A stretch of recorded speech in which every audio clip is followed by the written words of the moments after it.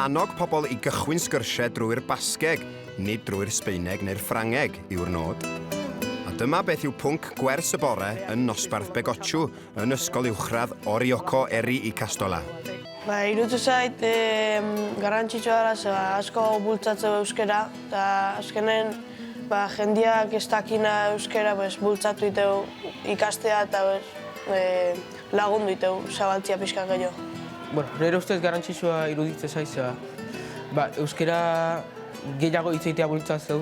Eta gero, nik uste aldatu iteala ohitura kuadrillatan dola, euskaraldia pasatako ohitura horiek pixkat gatu itean nire ustez.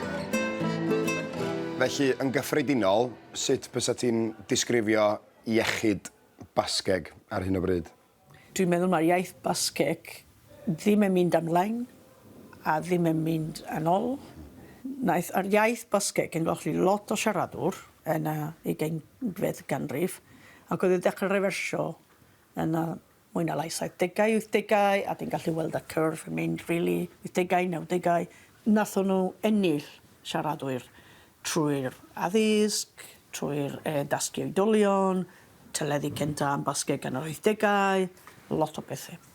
Ond, da ni wedi weld bod da ni'n fel stuck oherwydd da ni ddim yn gwybod sut i ateb i'r challenges newydd, y byd globaleiddio, y byd digidol.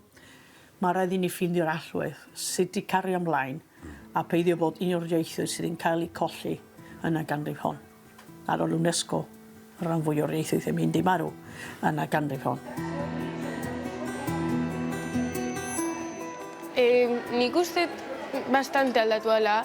Azkenen teknologiakin taola gauza asko erdera pasaitugu eta leheno euskeraz erabiltzen genuna oain inglesa, o erdera, o frantsesa bai erabiltzen dugu. Eta nik uste asko murriztu ala. Ze azkenen ikuste ditugu influencer eta hori denak mobilen eta azkenen horrek eraginak gure gande bai. Beste jendeak ja ez du erabiliko, ze azkenen elkarrei pasatzen ari euskera.